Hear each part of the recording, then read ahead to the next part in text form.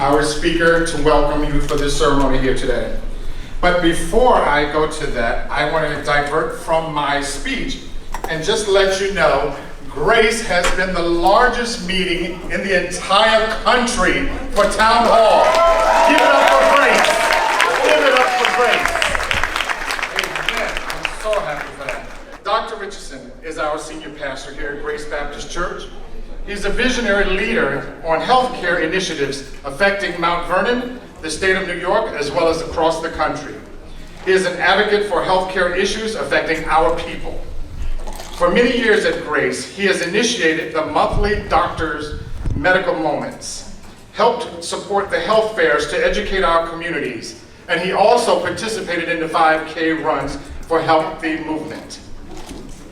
He has consistently exposed our congregation to medically pertinent issues affecting our people. He has been a champion for the efforts of Movement is Life. For over 7 years, fighting to break down the disparities in healthcare affecting African Americans and Latinos in our region. And it's with a blessing he brought Operation Change Town Hall meeting to Grace Baptist Church. It is my pleasure to bring forth to you my pastor, my friend, Dr. Richardson.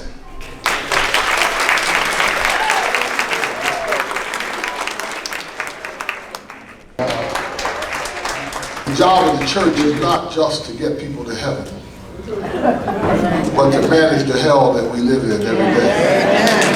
And so one of the things is the whole business of social justice. When you bring faith to social justice, you empower the vision of God in Christ to a full humanity and equal treatment and fairness and justice.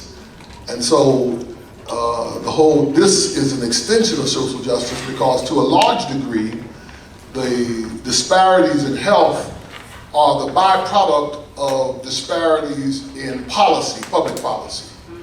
The policies distributed to African Americans are disparate, and people of color are disparate in America. It is a despairing distribution of healthcare. We don't get, our communities don't get the equal representation, equal distribution of health resources that other communities get. And it is directly related to racism. Let's not apologize, not play with it. It is a racism that affects the health of black people. And black people in this country, whatever measure you are using of quality of life, it is the lowest in the black community. I'll take whatever you want to take, whatever you want. If you take cancer, take high diabetes, take high blood pressure, take heart trouble, whatever you want to, just name it up, take HIV/AIDS, whatever, infant mortality, whatever you want to point to, our numbers are the worst. And that is directly related to the racist consciousness and racist practices that are exhibited in this country.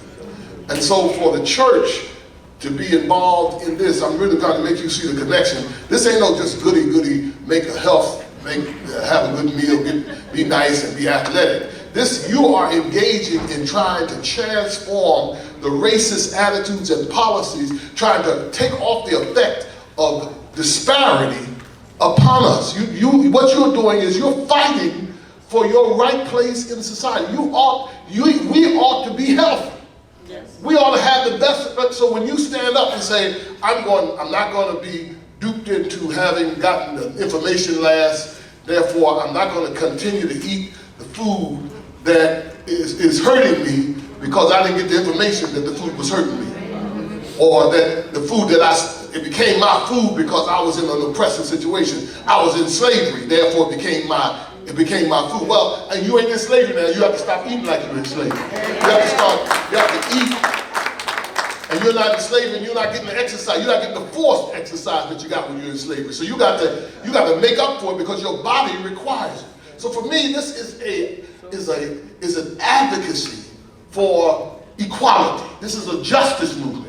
When you run the street, when you eat right, that's a justice movement. You're saying, I'm not going to allow the misdistribution of resources and misinformation to cause me to live beneath my potential and my promise. And that is a social justice statement. So I want to thank this team, Movement is Life. It's such a blessing to have this team here. I attend the session, the annual session every year, and then I got blessed a few years ago when Havella showed up, and you know she's got a marvelous story. Her story has helped stimulate me to be so conscious. But I want you to know, Hazella, not only Hazella took on the challenge of her own personal health. She took on the result of a stroke that reoriented her whole life, turned her life upside down. But she remained positive. She remained focused. And consequently, she healed herself with the grace of God. But she then didn't stop just her being healthy. She wanted to make it possible for her. So then she started the Stroke of Hope, and her ministry has been that. It's affected lives of the lowest and the highest, from Luther Vandross to people in the street. She has helped in times of stroke. And then she took on this. And I was so grateful because I knew that this was now in the hands of somebody whose heart was in this. This wasn't just a task. This is somebody whose heart, who's committed, who's been through it and knows the benefits of a change of lifestyle. And so I am so grateful to Hazella for her commitment to this. I also want to celebrate Dr. Barbara Evans. I said, Barbara, I found out while I was in Moscow what you're supposed to do. That what you have done as a nurse has provided a tremendous platform for you to do ministry in our community and in our church. And she created our first health and wholeness movement. She has started health and wholeness movements all over this area. I really want to thank you for being here. I'm proud that you are the largest town hall, but we still have some more opportunities. And this has to be contagious. We have to get it in churches throughout the city. We can't just be a healthy church of grace. We got to see to it that our sister churches are equally healthy. We cannot really have the impact unless we spread the valuable information and news that you are receiving. I'm director of Movement is Life, and I want to give a special thanks to Reverend Richardson. He has been such a guide for Movement is Life, which I'll talk about in a minute. But even more than that, he clearly understands the responsibility that everybody in this room has to help our communities, to help ourselves, to be led by God as we do those things, but to be led by what's right. You know, too much of what happens now is not a factor of right. And sometimes you have to just make that decision that whatever those circumstances are, we're going to do for the greater good the kinds of things that need to be done for our society. So I want to give him a separate hand, because I wouldn't be here if not for him.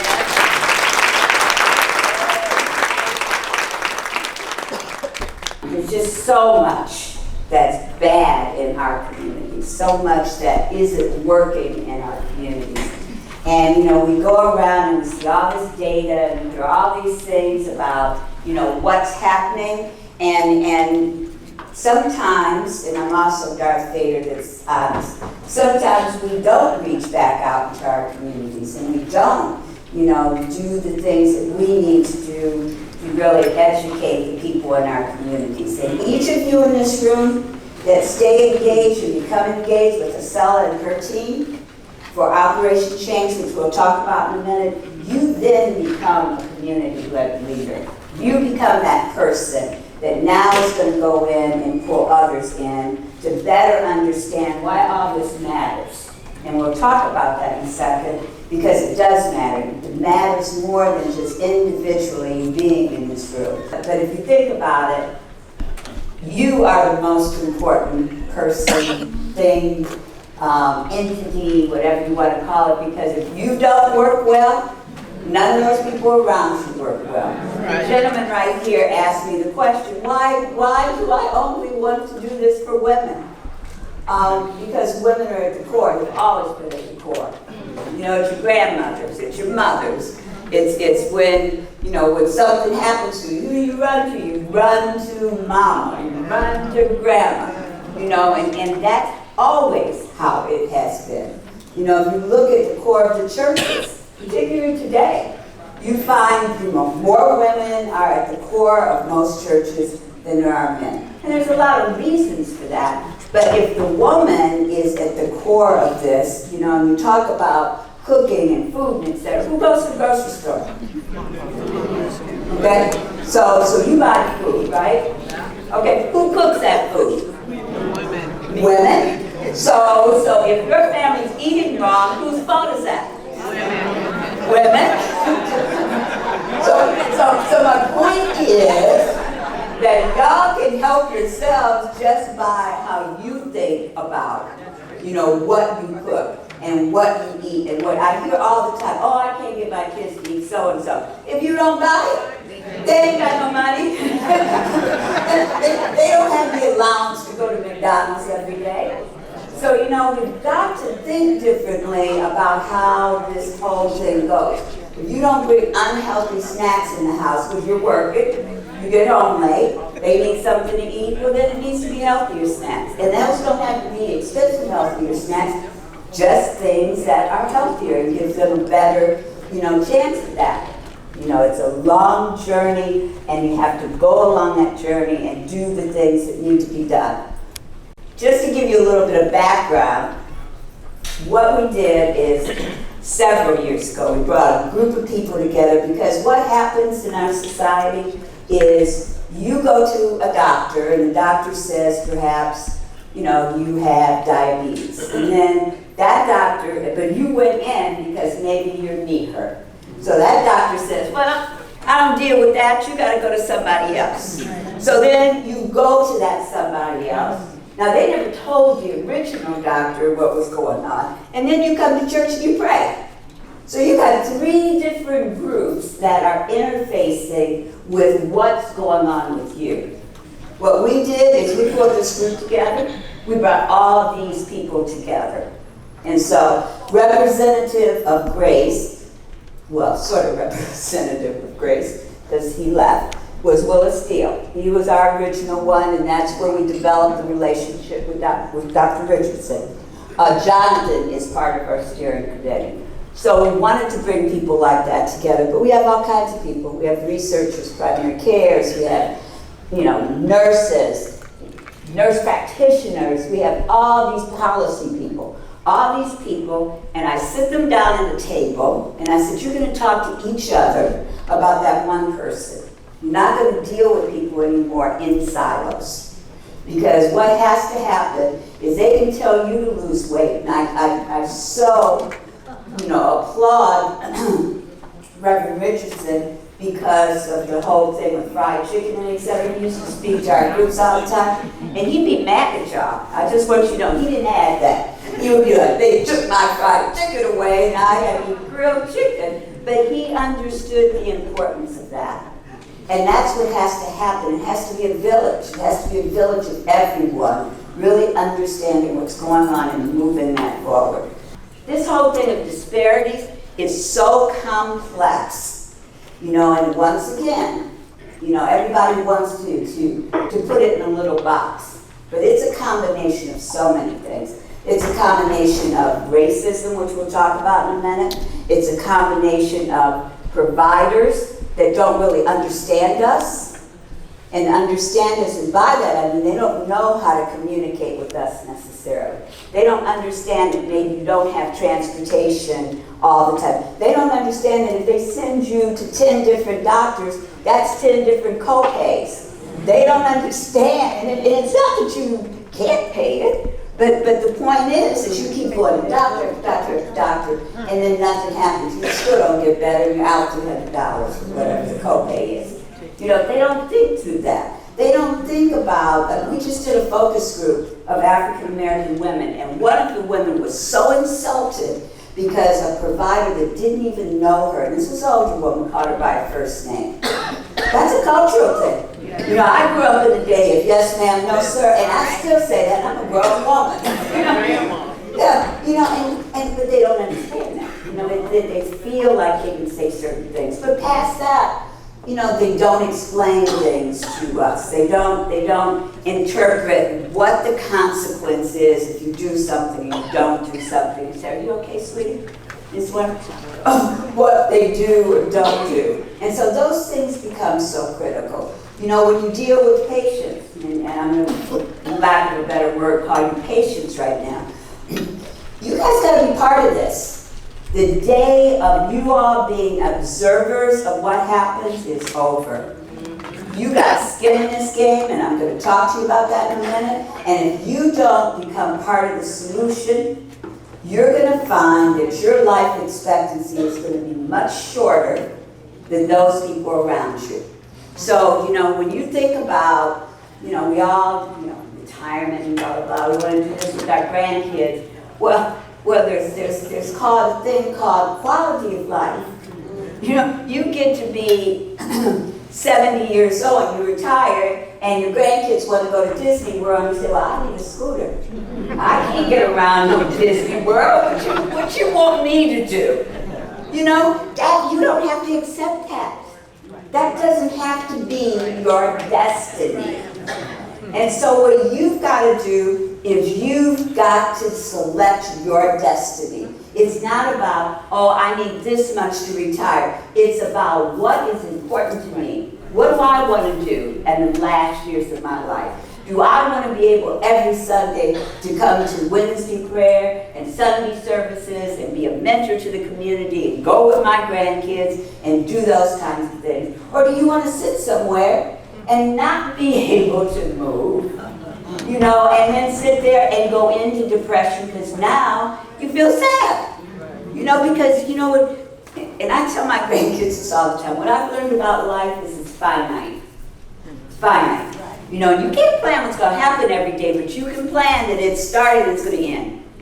And you need to understand that you want the end to be as good as the beginning. At least that's how I feel. I want to feel like I'm 21. I'm not, but I want to feel that way. So that's the part of it. Then you look at patients' community. And that's what I said a minute ago about you all being leaders in the community. I have so much respect for Dr. Richardson because once again, we would do the summer program with you, if you remember, where we, you know, the walk and etc. You know, and it was always the Village of Grace. And I want you to think about that. The Village of Grace. That's not Grace Church. You know, that's looking at you all as being this place that's a safe haven where people can be here and feel like they can be empowered to go to that next step. And that's, to me, one of the beauties of what Reverend Richardson has brought to this entire community. Is he wants you all of us, to move forward together. And then the last thing is policy. Do not kid yourselves. We are in a world right now that today is sitting somewhere making decisions about every one of you in this room that you got no idea about what those decisions are, and then once you know, it's too late to do anything. We have got to educate ourselves, because that's the other thing that Reverend Richardson's brought is you are a congregation of social justice, but you got to study it. You got to be part of it. You got to understand. You can't just read, and this isn't political, but whatever. You look at CNN or whatever, oh, horrible things are happening and this person's doing horrible things and etc. Well, you know what? The people that have the power to stop it is you all. You know, it amazes me when I hear people talk in terms like they're a victim of this. You're not any victim. You can go right to that poll on that day and you gotta vote. You know, I live in New Jersey. So I live in Paterson, New Jersey. And Paterson, New Jersey is very much like Mount Vernon. And I remember when Barack Obama was running for president, I've never seen so many black people at the polls in my life. But when he ran again, they didn't go. You know why? Because nobody educated anybody to understand that you got to do more than go to that poll that first time to get him in. you got to understand that you got to give him the power to make the changes he needs to make. And so what happened? He did nothing, he couldn't do anything. You know, because the power then, even though he was a figurehead, the power was taken from him. And that's what I mean about education. We got to understand what we need to do, and then we need to really come together to do it. And that's all about policy. And that's how we fight disparities. That's how we begin. But we begin fighting that. And I want you to just take a minute. This man to me is brilliant. I don't know where he came from. But the world will not be destroyed by those who do evil, but by those who watch them without doing anything. And that's what we're becoming. We're complacent. We're watching what's happening to our communities. We've got to stop it. Got to stop it. And that's exactly what I want to talk to you about today, because, you know, you're going to hear these things, and it amazes me. And all the people that have PhDs and I, all the respect in the world for you, but we got to stop studying our statistics. You know, we got to start understanding that we have issues within our communities. So now, you know, everybody's talking, and they name it different every few years. So now it's all about social determinants of health. So that's basically, you know, people are talking about their wealth gap, poverty, and, you know, the structured racism and all those kinds of things. And structured racism is real, and I'm going to show that to you in a minute, and then the cultural disconnect. But I want to talk to you in a minute about where we are and what's going on. When you look at this, and Reverend Richardson said it, health is affected by many factors, but look at who is impacted in every one of those communities, African Americans. We are disproportionately impacted. Anything you talk about, whether it's smoking or cancer or physical activity, you know, and you got to begin to ask yourself, what happened that one community is impacted more than all these other communities? So then you begin to look at this whole thing of social determinants. That section in the middle, where you talk about joint pain that leads to limited mobility, leads to obesity, that's why we're here today, and that's what you can control. Every person in this room can control that middle circle. That's your empowerment, and that's your ability to make change. Now, why do I say joint pain? How many of you all woke up this morning, something hurt? Something hurt. I don't care where it is, something hurt. Okay. And when it hurt, did you say, oh, I'm going to jump up and do this today? No.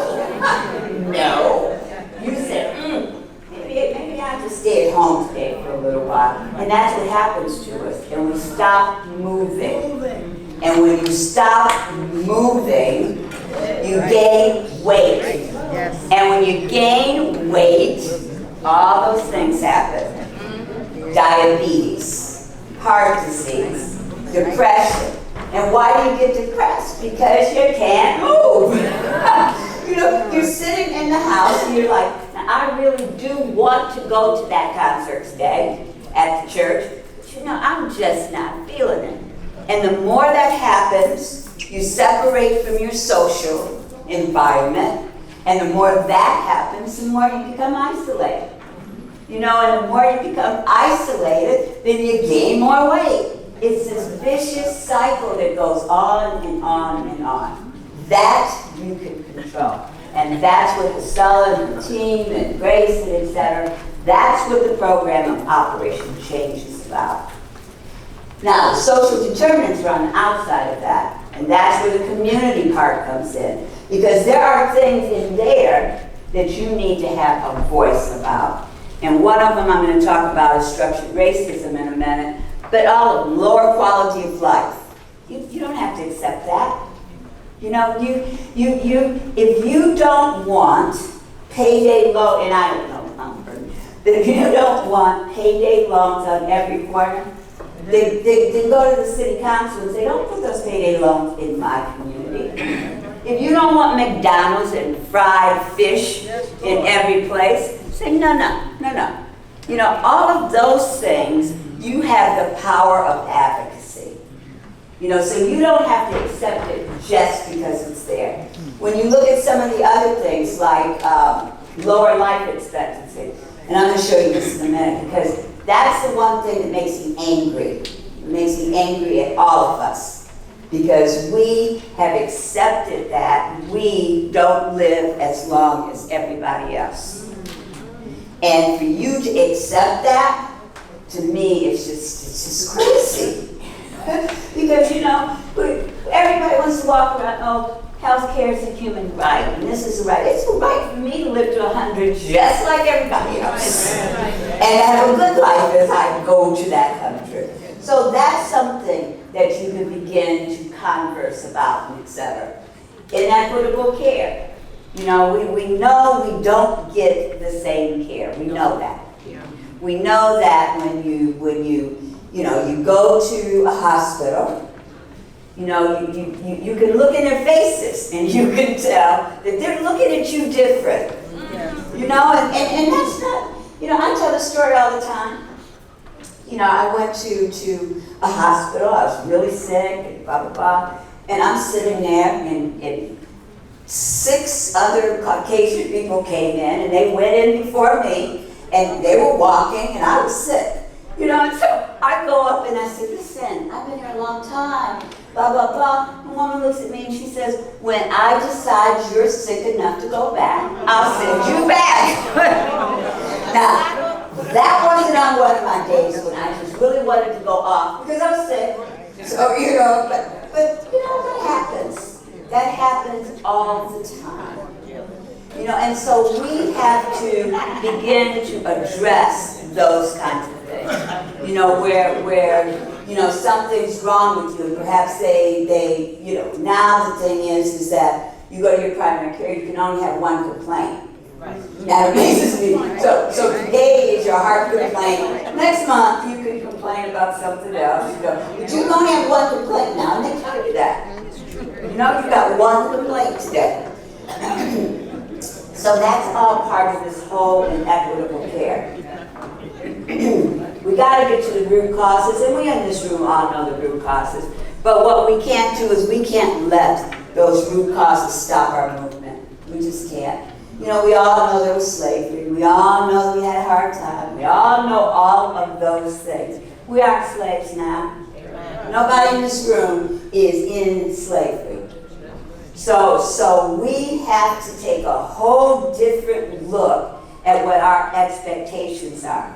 Because so many years have been dumped into making us feel like we're less. And then we buy the hype. Yes. We've got to stop. So now let's look at, and you know, I don't want to insult anyone, but, so I said, but, you're going to insult him anyway. You know, I have sons and I have grandsons, and I do the talk just like everybody else in here has done the talk. You know how to treat them, please, be kind, and all those kinds of things, and etc. And you know, a lot of young people, you know, are losing their lives, but it's minuscule compared to those of you that are losing your lives because of your health. Minuscule. So the crisis is yes, police brutality, but the crisis is that you're dying of heart disease, you're dying of diabetes, you're dying of all of these diseases, and you're dying in huge numbers. That's your crisis. So when you look at, you know, premature death rates, and this is nationally, I want you just to look at that. You know, what's premature mean? Before your time. Before your time.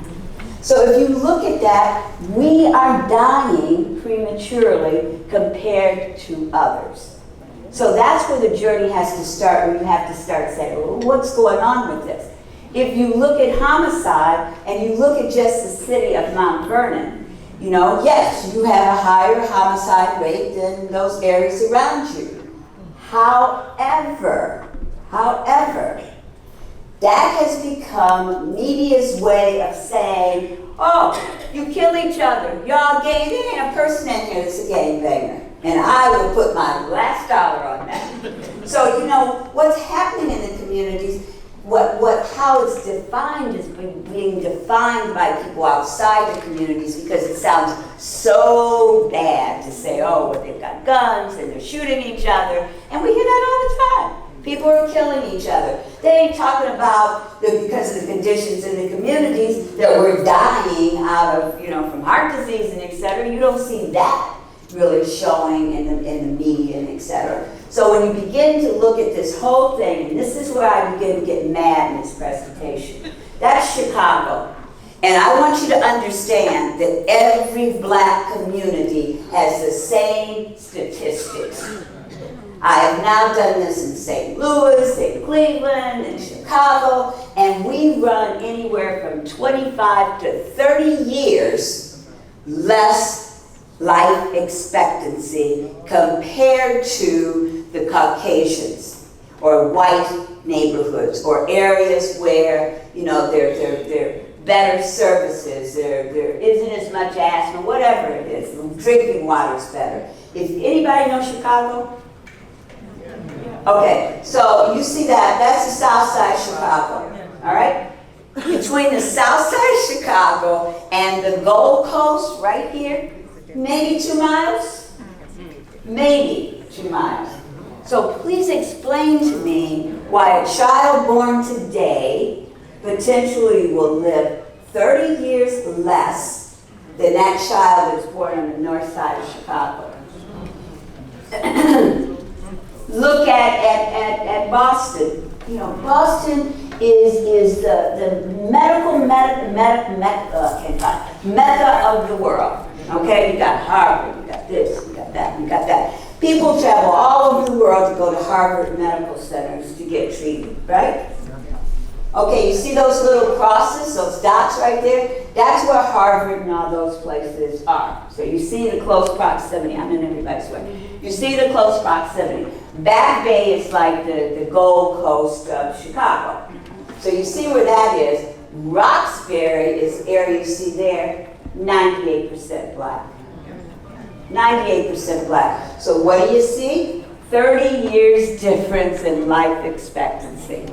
And you got some of the best health care there in the world. That should make you mad. So then we move on, and that's that whole thing of structured racism. You know, what does the word, let me ask this question first. What does the word structured mean? Planned. That's no accident. That didn't just happen because, and you know, I mean, I'm no lover of the current administration, but this happened way before the current administration. Way before the current administration. You know, you had redlining, you had all these things where neighborhoods were blocked off and groups of people were in those neighborhoods, and then services were proportionally given to those neighborhoods, and on and on and on. And so that's been going on for years. So now when you look at these communities, this is what you're seeing. Premature deaths due to heart disease, 40% higher for African Americans. Now think about that. You know, we all had basically the same access to care and et cetera. And we lived in communities that, you know, had healthier food options and all of this kind of thing. Then that wouldn't be the case. You look at the next one, cardiovascular disease. You know, that's driving deaths among us. You know, Casella knows these stats, I'm sure, quite well. How many people are dying of strokes? How many people, you know, diabetes, high blood pressure? You know, and the point is that it affects us more. So we should be saying, well, what is this? You know, why are we sicker than everyone else? Osteoarthritis prevalence. You know, so we know that when you look up here, you see the African Americans, we have a higher prevalence than our Caucasian counterparts of osteoarthritis. And osteoarthritis is what starts the joint pain. So you're going to hear Dr. Huff talk in a minute, but it's nothing you can do about that once it starts. You know, so you can put fish oil on it, and you can eat crawfish, and you can do whatever you want. But once it starts, it started.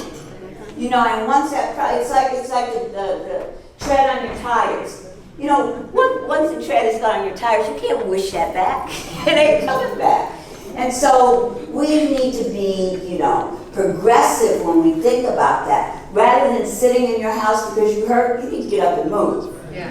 You need to move. You know, you need to say, no, you're not going to stop me today. Because once that process starts, then it just continues to progress. So when you look at that, and you move on from that, here's the other part of it. So when you're diagnosed with this arthritis and chronic pain, and that's another thing that is a travesty in this society, because these doctors, oh, I got pain, here's a pill. Oh, I got pain, here's a pill. Oh, you still got pain, here's another pill. But now you know what they're doing? They're saying, oh, you guys are taking too many pills, so you know what I'm going to do? I'm going to take those pills away from you. Now, what sense does that make? They gave you the pills in the beginning, and now because it's your fault that you take too many of them, now you can't get the pills. You know, so and when you look at this whole thing of depression and anxiety, you know, because you are anxious.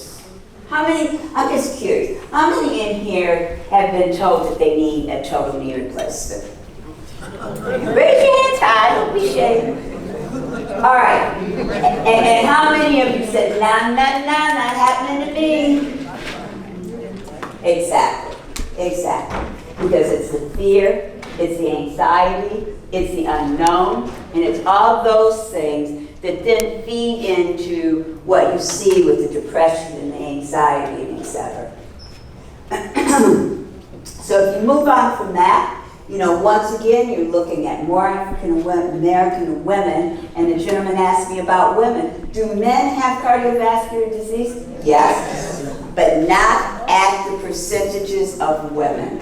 Do men have type 2 diabetes? Yes, but not at the percentages of women. Nor are men as obese as women. Now, I want you to think about that. You know, because it's not a matter that we don't want to incorporate men. It's a matter that those of you sitting in this room are disproportionately impacted. And that's where we have to get to the core of everything. When you look at obesity, I need to see that. You know, and obesity is one of those things that you can control. You know, that you can control that. You know, not just by eating the right chicken. How many people in here drink sweetened soft drinks? Now raise your hand. You know, it's funny, you ask these questions, you don't know. Like Coke or sweet tea or any of those things. Of course you do. You know, most people drink those kinds of things. You know, how many, oh, thanks, sweetie. How many people in here eat desserts? Come on, raise your hands. Exactly. So, and girlfriend this, and I'm gonna raise it twice. It's nothing wrong with those things, but everything must be done in moderation. Moderation. You certainly should eat sweet potato pie, but in moderation. Don't eat a whole pie. Don't sit down and eat a whole pint of ice cream because you want to watch and then watch TV, and before you know it, the pint of ice cream is gone. You can't do that. They're laughing at this. That means that they do that. You see that, right? You see that? Busted. So then tie that to the other part of it, physical inactivity. You know, and I want to be clear about this, and Dr. Huff will talk about this. This is not an exercise program like you talk about, oh, I'm going to go to Planet Fitness or somewhere, and I'm going to do all this and exercise, etc. This is about healthy behavior and bringing it to a consciousness of thoughts. So that every day you're moving, every day you're active, every day you're doing something. You know, you hear people say, park further from the door at the grocery store. That's true. It's exactly what you should do.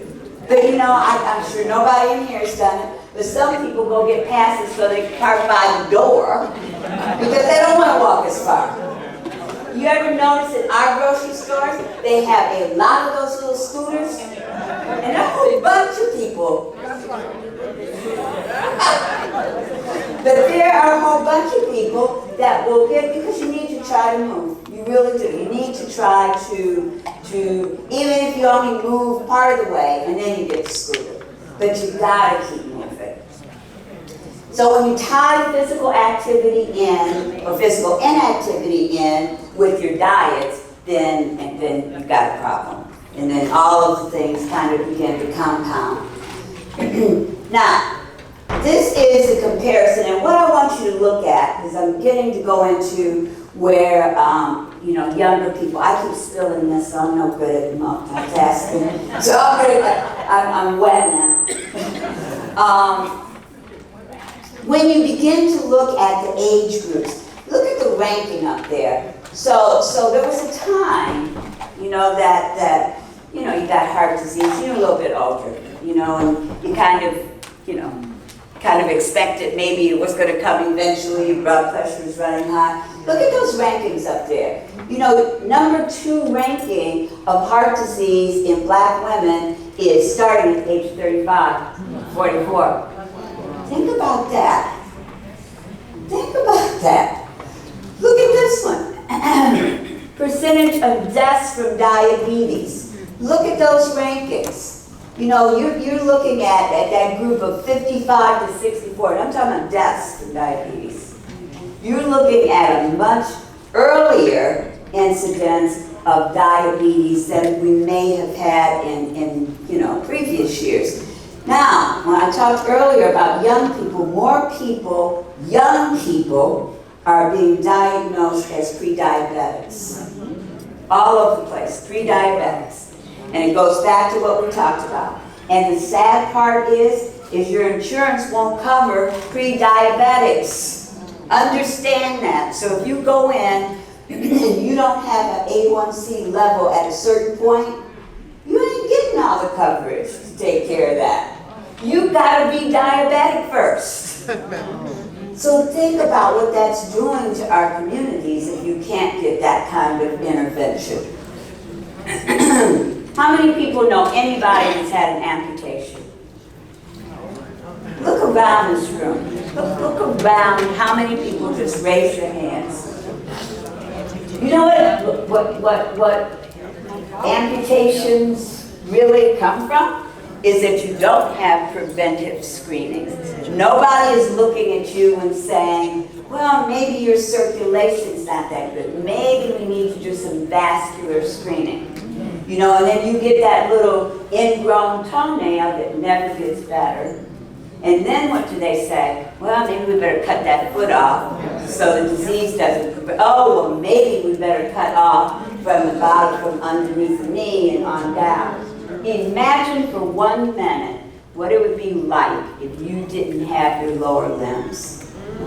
Just imagine that. So when you begin to look at this whole thing, the thing I want to get to is and what happens is it's not recommended.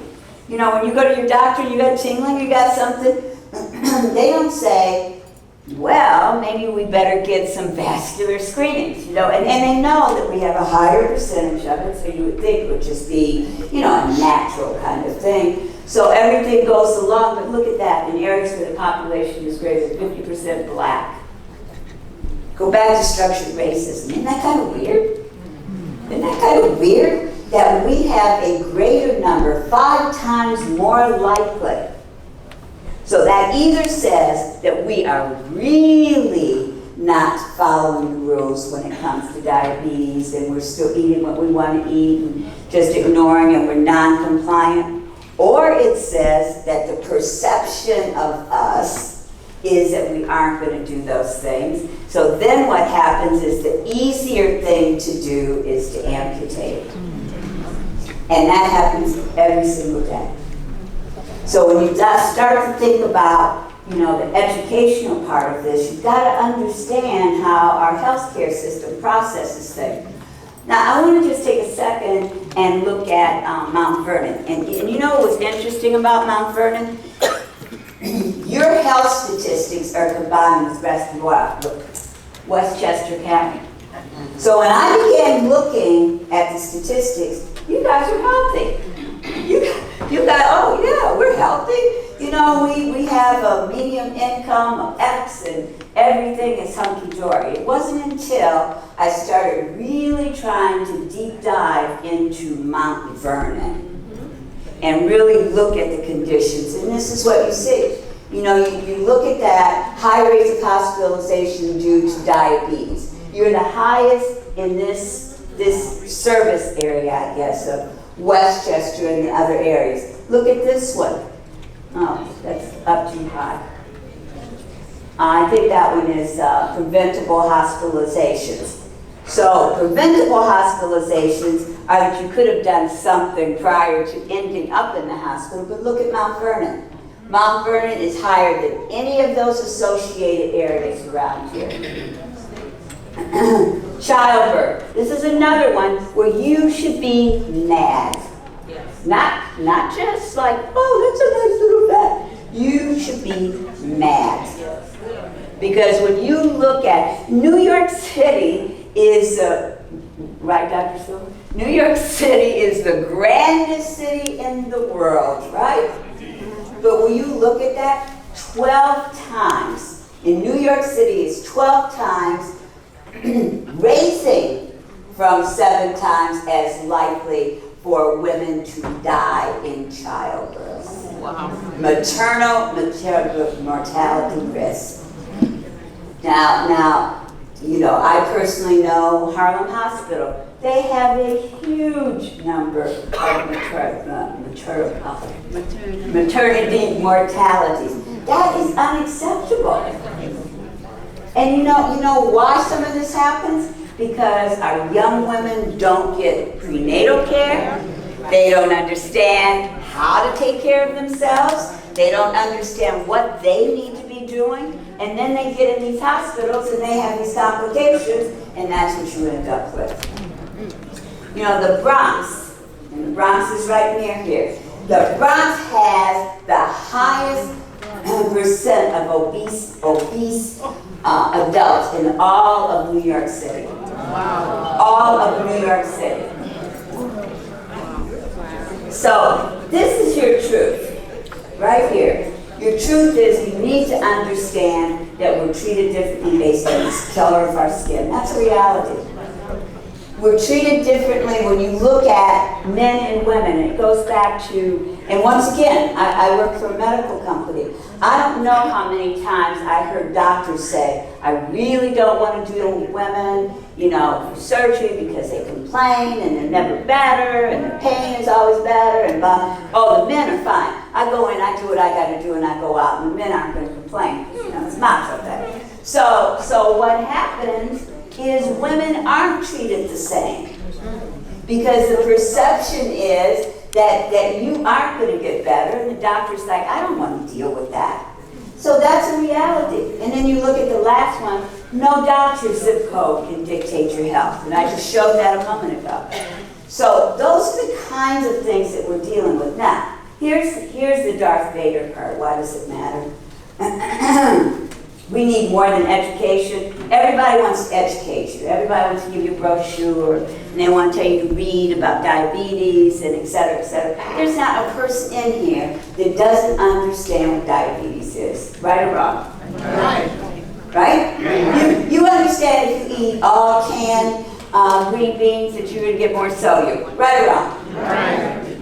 You understand that if you drink 5 Cokes a day, that's not good. Right? Okay. So we don't need education. We need to be at the table. We need to have people understand that we understand, and it's going to stop. Because what we're getting into is chaos.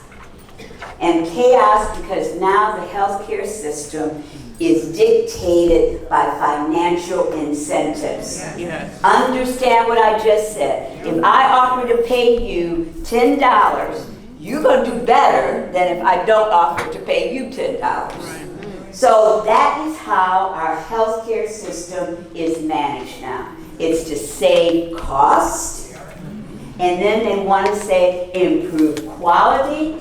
But how do you improve quality? Good in, good out.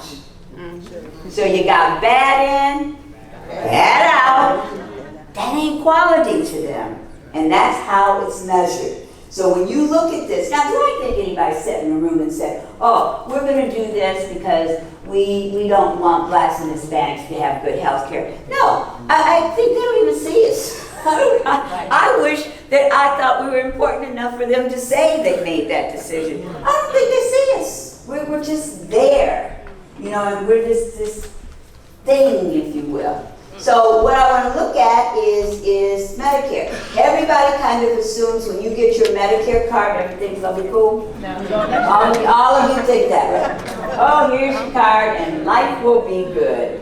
Well, not true. So now what you're looking at is this whole thing of lemons and cherries and etc. And you know, we've heard all these for years, all these isms. Well, I created this last ism, but nobody paid me any money for it. I don't know why. Sickism, because that's really the thing now. More than anything else, when you go to get health care, it's not as much race as much as it used to be. It's not as much age, it's that you're sick. So now that has become the barometer where you don't get the care that you need. So when you look at this, you know, they've gone to a system of bundle payments. Now, bundle payments, you know, actually started in orthopedics. But this is how the system works. Orthopedics started and was successful. You know, so if you had someone that was thin and they didn't have heart disease and et cetera, and they got a total knee replacement, then they did good. And they saved you money. So then what they said, well, if it worked there, then let's put it everywhere. So now it's in stroke. Now it's getting ready to start in primary care, where if you're sicker and the doctor has to talk to you longer, the doctor's going to be penalized. Think about that. Primary care. There's not a person in here that ain't sick. You know, so now we're dealing with a health system that is defining what we need to look like. And a bundle payment is this. A bundle payment is a set amount of money. And that set amount of money has to cover everything. So in this case, this would be to get a total knee. But it covers everything. It covers pre-surgical, surgical, it covers post-op rehab and physical therapy. Anybody been to the hospital lately? In the hospital? Okay. When you go to the hospital now to have surgery, first thing they ask you is, where are you going after the surgery? Because you ain't staying here.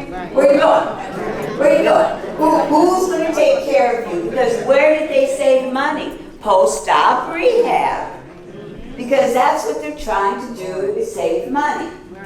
So now what happens, and now it's gotten so bad, because you know we're pretty smart. You can go in and say, oh, my cousin Jane, she's picking me up and that's where I'm going. Well, now Jane got to come and sign a little document and say, okay, I'm the one that's doing it.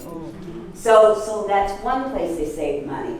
Physical therapy. Now if you get physical therapy, 9 chances out of 10 it's going to be a little disc.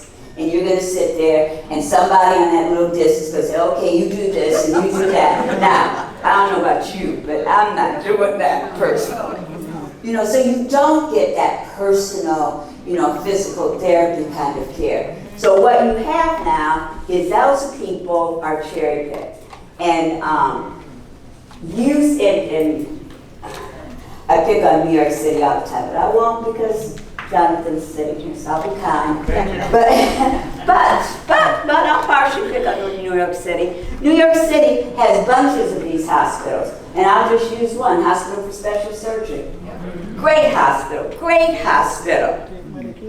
But good, don't take Medicare, that's number one. They don't take Medicare. So that means we ain't getting in there anyway. But the point is that good in, good out. So they depend on the healthier patients You know, they depend on individuals that can come in, they don't have complications from diabetes or whatever, and you can get them out. So they base it on quality. And the only way you can do quantity is if you have healthy patients. Because if you got somebody that's got heart disease, you got to monitor, you got to keep them in a couple days. You can't just let that person go. So what those hospitals are doing, those are becoming your premier kinds of hospitals. And you have several in New York. Now, what happens though, and some people would say, what's the problem with that? Don't you want to go to the best hospital in the country in the city that does orthopedics? Of course you do, except they ain't gonna take you. And that's just the reality. So they're gonna look at you and they're gonna say, your BMI is 35, and what they've done is they've set these limits. So your BMI has to be 30 and below, what you said. And your A1C has to be this, and your blood pressure has to be that. And if you don't fall within those parameters, then they'll tell you to go lose weight or do whatever, and then come back. And just like you just said, you're scared. They send you away once, you ain't coming back a second time. So those are the kinds of things that are happening. But what happens? What happens to people that are sick? So that hospital that healthy patients in and out, at the end of the year, they get incentives, millions of dollars. I'm not talking about a dollar or two, millions of dollars, because they've now saved costs and blah, blah, blah. And so CMS comes in and they say, oh, you did really good this year, so we're going to give you millions of dollars. You look at this hospital, though, that takes patients that perhaps are sicker, perhaps do have diabetes or heart disease or whatever. Well, they actually cost more. Okay? So now and this is just an example, but let's just say they're $30,000 over what the bundle payment is, times 1,000 people. Well, guess what happens to them? They're penalized. Millions of dollars. And it's those same hospitals that most likely will take, the acute cases or the gunshot cases that all become charity care. Because a gangbanger ain't got Medicare or insurance, right? So you save their life and then they go away. So those same hospitals now are going to be penalized by the Centers of Medicare and Medicaid. Now, obviously a younger person going in, Medicare doesn't matter to them. So what do you think's happened? Insurance companies now do bundle payments. Copy Medicare. Exactly, they're copying Medicare. So even if you have private insurance, you're thinking, oh, this doesn't matter to me because I'm not, Medicare age. Sure it is. Because once they see something saves money, guess what our system does? They replicate it real quick. So now you have it across the board. So now what you get is none dropping. And that's what's happening to our communities. And if you don't fight for anything else, you need to fight to make people understand that they need to what we call risk adjust.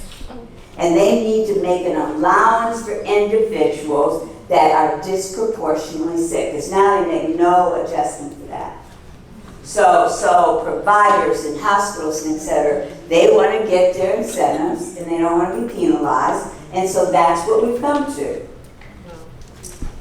So those are the hospitals, and hospitals like, I used to actually sell in New York, so I know some of the hospitals. But those are the hospitals, like your city hospitals that you have here, Harlem Hospital perhaps to some extent. Those are your safety net hospitals.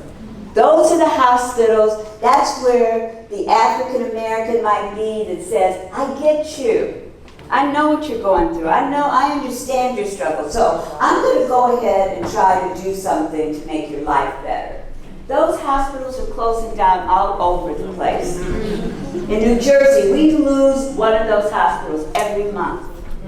Every month. So now, if you're once again in Patterson, New Jersey, You know, we used to have Barnard Hospital, and it was right there, it was right in the community, closed down. So now you gotta go to St. Joe's. So if something happens, if you have a stroke, and everybody knows you have a stroke, you know, your chances are much better the quicker you get to that hospital. You gotta go in an ambulance for 30 minutes to get to a hospital. What do you think that's gonna do? Exactly. Because at least if that hospital was still open, they could have done something at that point to help you until you could get somewhere else.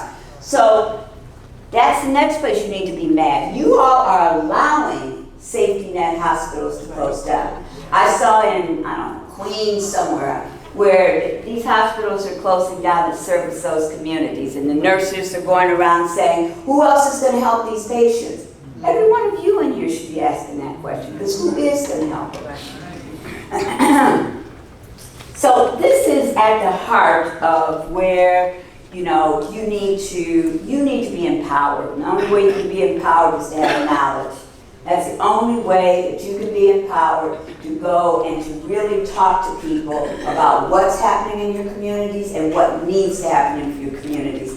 You know, one of the reasons we do Operation Change, it amazes me when we first started this.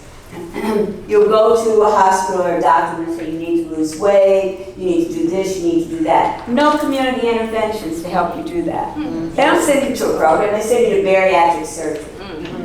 Okay, so Operation Change came out of, we need community programs where you're socialized, you gain strength, you're educated about what's going on, and then you get a voice. And you can really begin to talk about those things. The consequence of knowledge is doing nothing. You know, in your case, you can choose to do nothing, but every person in here, when you make a decision to not do something, when you make a decision that I know my diabetes is up and the doctor told me that if I don't get it under control, you know, I'm going to end up on insulin, and I don't know if you know people on insulin, that is not the way to go. You need to understand that. You need to understand what happens when you're on insulin. You need to understand dialysis. I don't know if it's the case here, but in New Jersey, on every corner, there is a DaVita dialysis center. Why do you think that is? Why? It's only in communities of color. Why? Because they see a business opportunity. We don't listen. We have diabetes. We're going on dialysis. Well, let's make it convenient in their communities. They need to go. You need to tell them there's nobody here for you to be treated, because we're going to all take care of this. So that's the whole thing about doing nothing. Change is hard. And you know, the only thing I can say as you all start, whoever starts this journey with the Solace team, this isn't going to be easy. So you think this is a slam dunk, that's not going to be the case. Because I don't know any of you who've ever tried to change anything. That is not easy.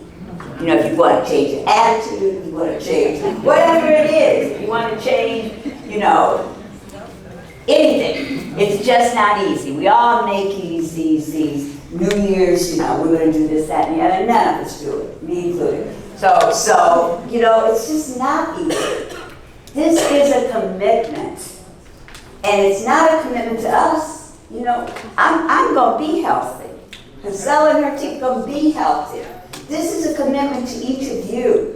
This is a commitment to you all wanting to do this for you. So when you get up on that Saturday morning and say, oh, I got to go. No, that shouldn't be your attitude. That shouldn't be your attitude. Your attitude should be, oh, I'm out of here and I will be there at 8:30.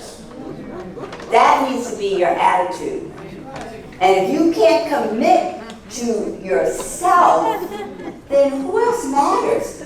You're not committing to her. You're not committing to revenue. You're committing to you, to make you the best you.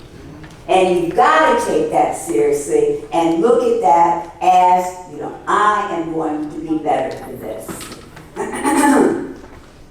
You know, all of you in here remember Muhammad Ali. That's a man that had nothing, went to the top, lost it all, lost it all. Because his value was that this is what I believe in, this is what I'm going to do. And what did he do? He came back out and he gained it all again. Because he said, no, I'm going back to the top. You know, I don't know how people feel about Tiger Woods, and everybody has their own feelings. But I saw an interview, and you know what he said? And you got to think about this. He said, you know why I fell? Because I was arrogant. I was arrogant. And I think that is profound for him to one, recognize that, and to two, to put it out there in the universe. He didn't blame nobody else. He didn't blame his back. I fell from grace because I was arrogant. And you need to remember those things as you move forward. You know, this is Mount Vernon. And now this is another mad slide. You know, I should start numbering mad slides. I want you to look at that. Mount Vernon. I know you're not off from Mount Vernon, but you all care about this community. Between Blacks and Hispanics in Mount Vernon, you are the majority. Let me repeat that. You are the majority. And any person in here that tells me that that majority doesn't have value, because it does, because they'll come in and they'll talk to you about, oh yeah, well, we really care about the community. No. I don't want you to care about the community. This is what we need.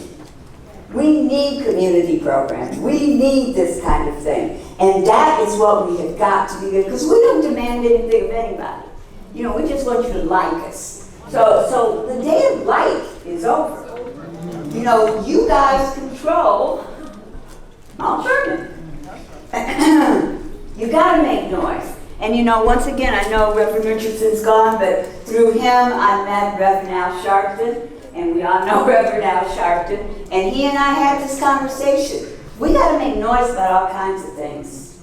You know, we can't wait till it's that media moment.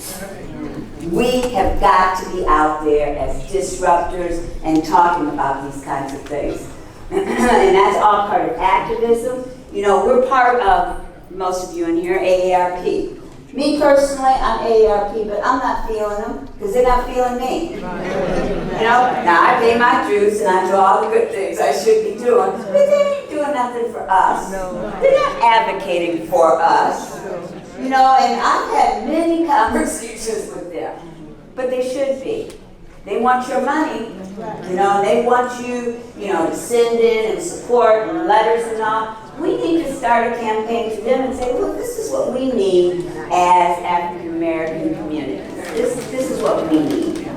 And that's a whole part of activism. You've got to ask. You know, I tell my grandkids all the time, what is the worst that can happen if you ask? They say no. That's the worst that can happen. You could ask for Santa Claus to come in July. The worst that can happen is they say, no, he can't fly in July.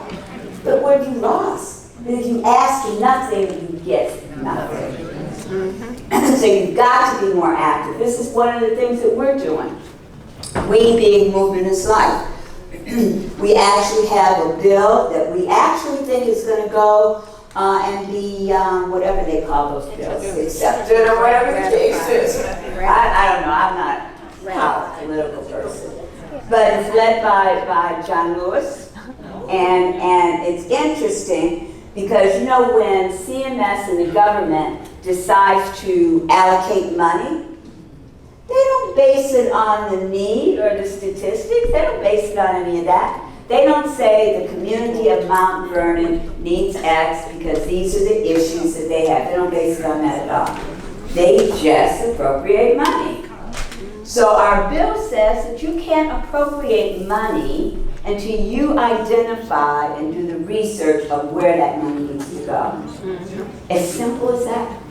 You know, it's not even complex, but that's how we're trying to get people to be more aware of disparities. I'm going to leave you with a couple slides, and I want you to think about this, because I always ask people this question, you know, is this the life and the future you want to leave for your children and grandchildren? And how many want what we have today for their children and grandchildren? None of you want what we have today. this is not what we want to have. So I leave you with this, and you look at the Bronx. Obesity is highest for Bronx adults 45 to 64, and look at that, it's continuing to go up. So if education was the answer, then it would start to go down. If you look at race ethnicity, and you see how it remains constant for blacks. Constant. So is anything being done in our communities? No. And the last one, if you look at disparities in physical activity, we're becoming even more physically inactive. You know, and people want to use the thing, I live in a bad neighborhood, gun violence. Walk in your house. Walk in your house. Walk in circles in your house. We have a woman in one of our other programs, I never knew this, commercials on TV are 3 minutes. And that 3 minutes she gets up, she's moving. She sits down, she's moving again. And that's what she does. You got to keep moving. Martin Luther King, you know, we all know that he's brilliant. But think about what he said. And you guys got to remember how long ago Martin Luther King was here. It wasn't yesterday. You know, so for him to say we are now faced with the fact that tomorrow is today, we are confronted with the fierce urgency of now and this unfolding conundrum of life and history, there is such a thing as being too late. And we're almost too late. We don't get up and start doing something about that. This is no time for apathy and complacency. Your current administration is there because of apathy and complacency. We settled. And you need to remember that, you know, and go forth and understand that you have to have skin in this game. You have to have it. With that, I'm going to end. Now I will tell you, Dr. Huff is much more positive. She's the good force in the room. We'll go ahead with her presentation and then we'll take questions at that point. But thank you so much, everybody.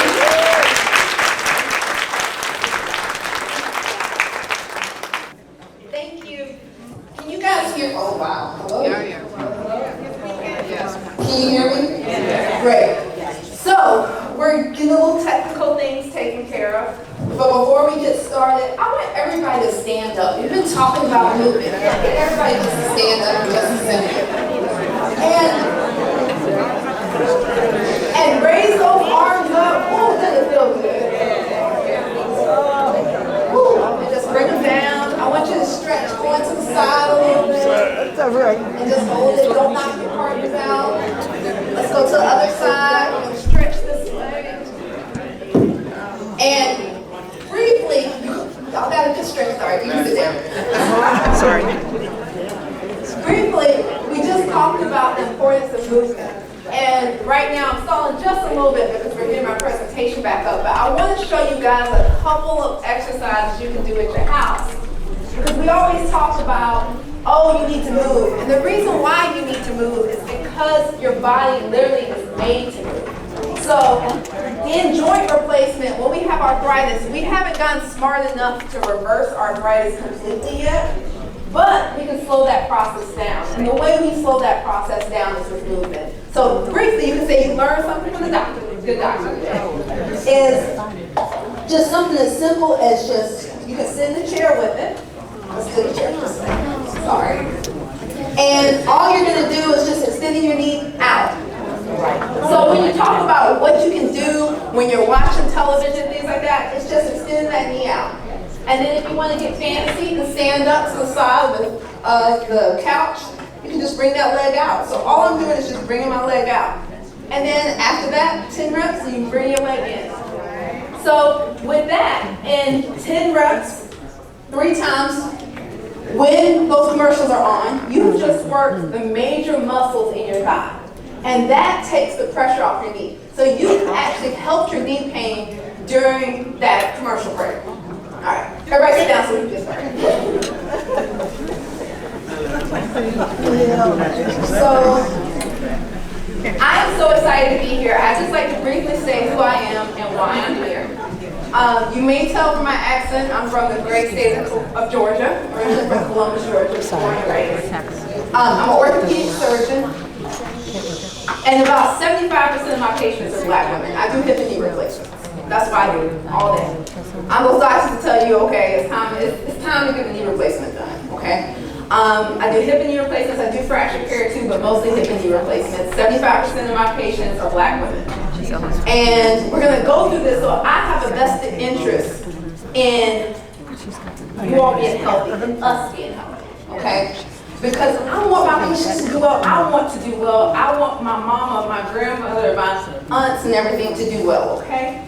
So that's why I'm here. Also too, I've actually put on one of these operation changes that we're gonna talk about, and you'll get a chance to see some of my ladies who are also some of my patients. So that's why I'm here, and that's why I have a little bit of street cred. So again, why do we need a change? I think Verona hit the nail on the head on all the different reasons why we need a change. But I think more importantly, how do I take charge of this? Because I think sometimes we have a hard time, we talk about all the negativity, we talk about all the ways that things are going wrong. I want to talk a little bit about how we can make things go right and how you can partner. So again, this is Mrs. Davis. Now, we talk about who our patients are. So my patients are 75%, 50 to 75% of just all comers are black women. The number one referral I make beyond talking about hip and knee replacements is to nutritionists and bariatric surgeons. Because I want you to be healthy, because Mrs. Davis, a 58-year-old woman who's 5'2" and 285 pounds, that is my average patient. Okay, this patient comes to me a lot. And I think we talk about BMI a lot, and there's a lot of disconnect of what BMI looks like and what it is. So BMI means body mass index. So it's a ratio of how tall you are to how heavy you are, okay? So her BMI is 52. So if you have Blue Cross Blue Shield Anthem, they will not pay for your surgery if your BMI is over 40, okay? There are certain physicians that will not operate on you if your BMI is over 40 or 35. Now, my cutoff is 45 for multiple reasons, okay? My cutoff is 45 BMI because physically I cannot move your leg if you're over that. Because I do all my hip and knee replacements. So when I operate on patients that are 400 pounds, I'm lifting that leg. So physically, I want to do right by you. I don't want to put in something crooked. I just saw a knee that was recently done that was sticking out the lady's leg. It was done wrong because just because you can doesn't mean you should.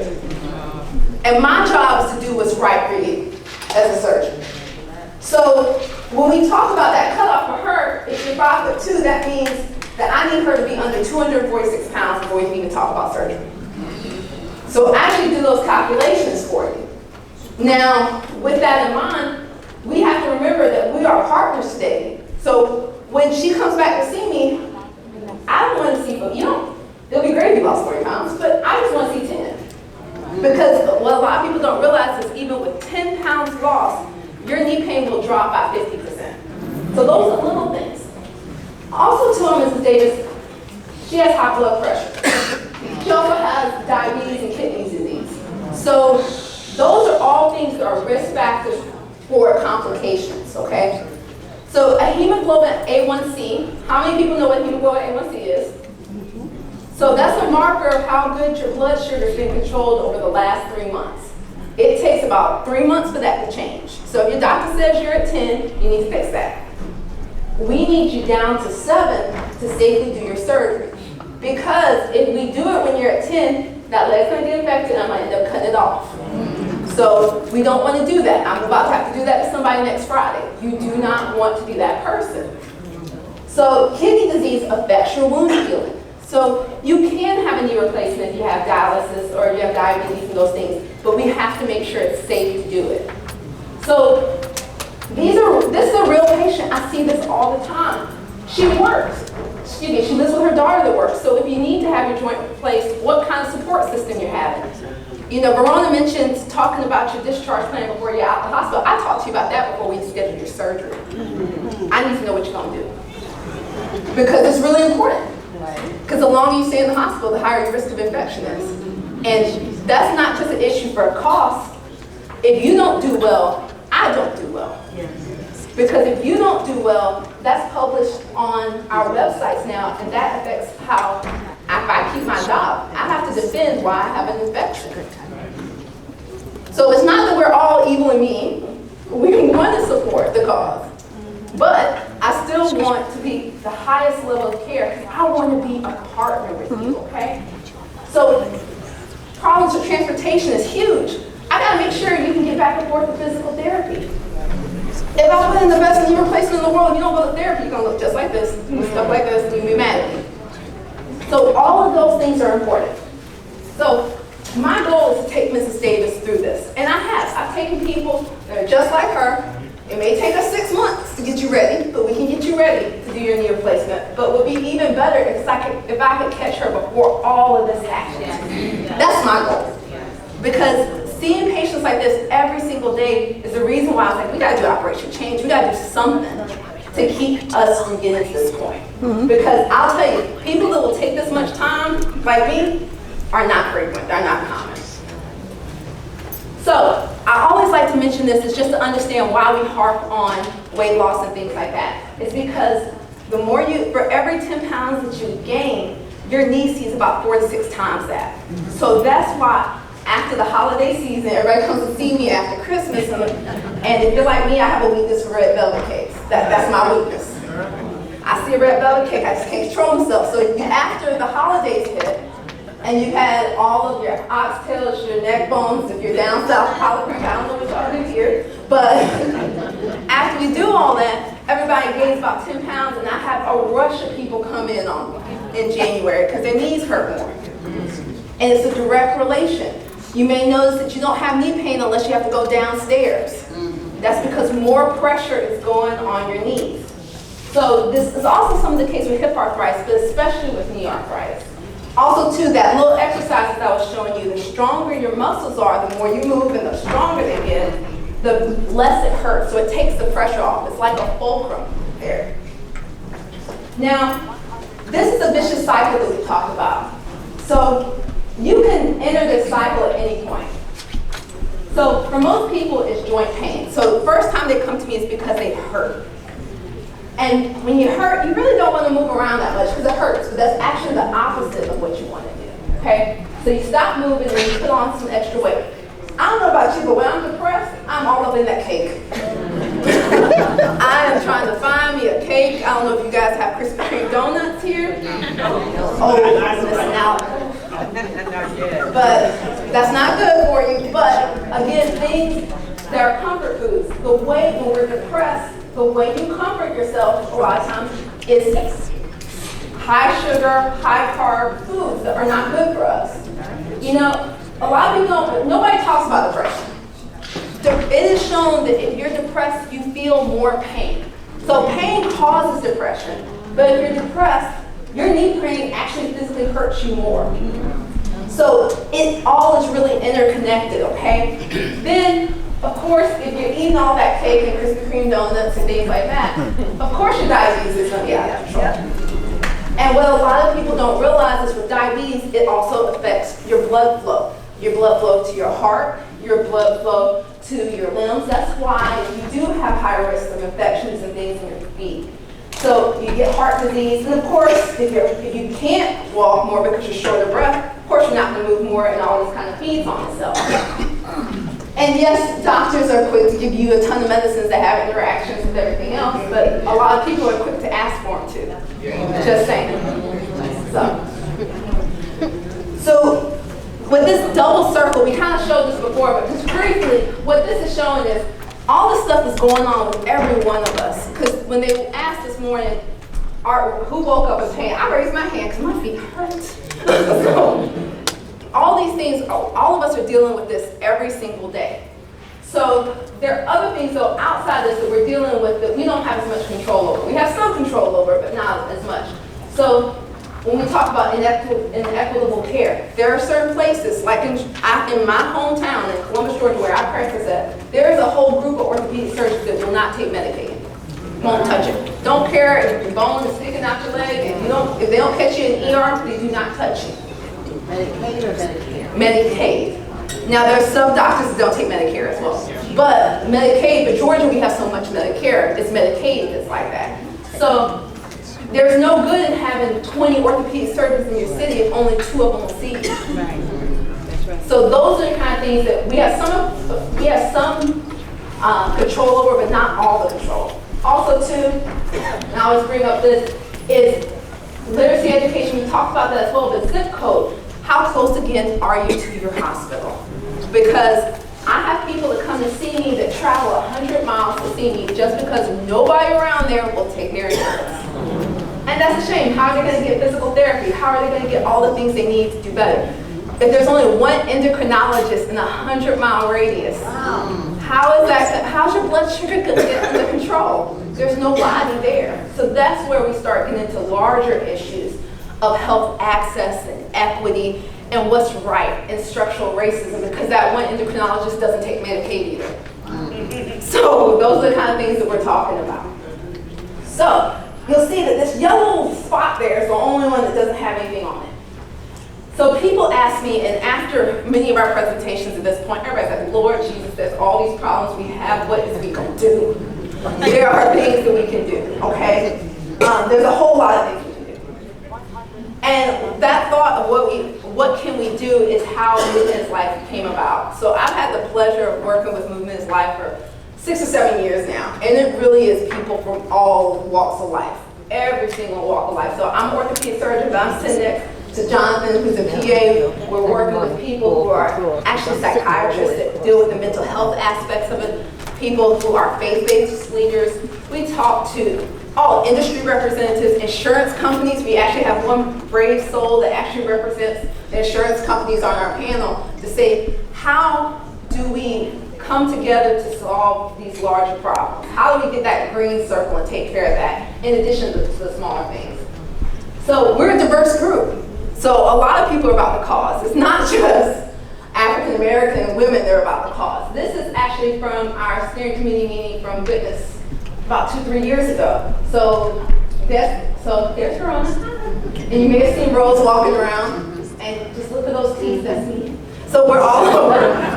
So we really are everywhere. And a very, very diverse group of people.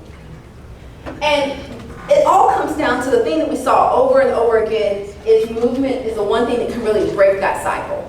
So we know that if you're more physically active, that decreases your risk of heart disease. It actually improves your heart to the point where some people can get off of medications. It helps blood sugar, so you can get off of the insulin. Nobody wants to stick themselves constantly for that, you know? Those are things that you can do. Also too, naturally with moving, it actually helps with depression. When you work out, it actually releases endorphins that make you feel better. Yes. Naturally making you more hyped up. We actually had, as an aside, you'll see my group of ladies shortly that did Operation Change. We talk about depression in our Operation Change. So in the program that we're recruiting for, we actually spend at least 1 session, sometimes up to 3 sessions, on depression. And after we gave the presentation, you could just feel the heaviness in the room. I mean, we have folks that have kids in prison, we have folks with substance abuse issues, that we're talking about their grandkids. You could just feel like this cloud. And then after that, we went and worked out.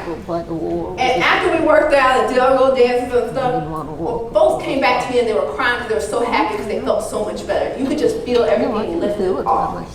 So that's what we're trying to look at, is a comprehensive way of making ourselves better. And I'll tell you one thing, folks ask how your health affects activism and things. How are you going to march on Washington? How are you going to go to your representatives when your knees hurt so bad you can't walk?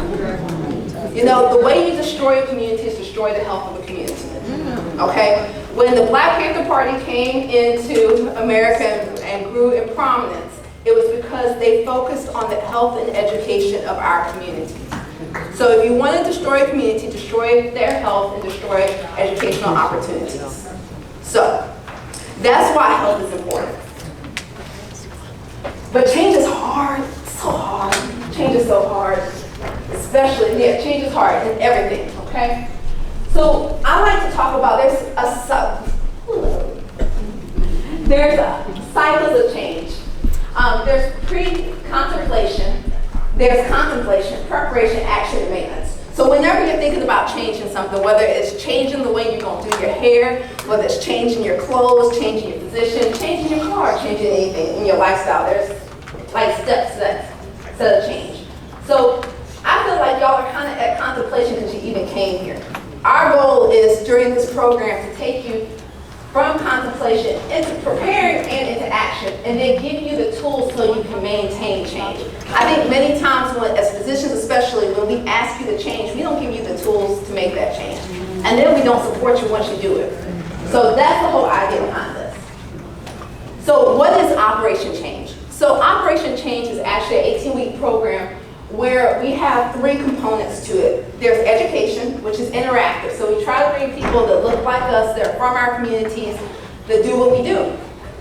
And we come and talk to you and let you ask questions. So you'll get a chance to meet a pharmacist that you can bring your medication to. And we go over your medicines. So things that actually matter to you. And you get a chance to interact with those people. We do joint-friendly exercises. So it does not mean that we're going to be doing crazy cardiovascular activities, but it may be yoga, it may be stepping, we've done line dancing, depending on where you are, Tai Chi, there's all kinds of things you can do. And then the most important part, but the part that a lot of people don't know what it is something called motivational interviewing. What motivational interviewing is basically how we give you those tools to make a change. Because if you don't have a support group, if you don't have somebody that's vested in your success, it's hard to maintain change. And especially when we're uncovering those layers of why we do what we do, you need somebody there to help bring you through it. And that's what the motivational interviewing portion is. So, interactive educational classes. So this is in Waycross, Georgia, population of 15,000 people in southeast Georgia, okay? This is where we had Operation Change, because this is something that you can really tailor to whatever community you're in. And we did nutrition, and we sat around, there was 5 or 6 people in the group, and just talked about what we eat and why we eat it. We kept food diaries and everything like that. So that's an example. Knee-friendly exercises. So I promise everybody that got down on the floor got up on their own volition. So all the age groups, we got down and we all made it back up. I promise.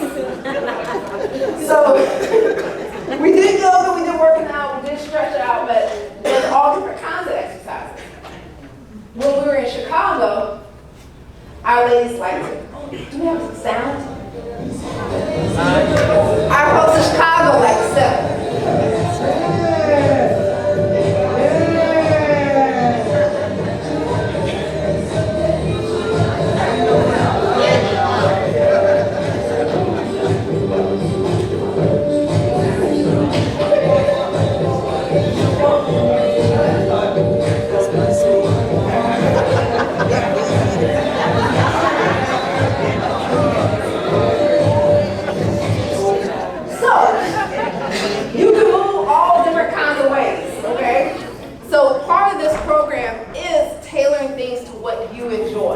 So whenever we come into a new area or a new place, we try to find out what you enjoy and expose you to new stuff that you might not even know that you enjoy.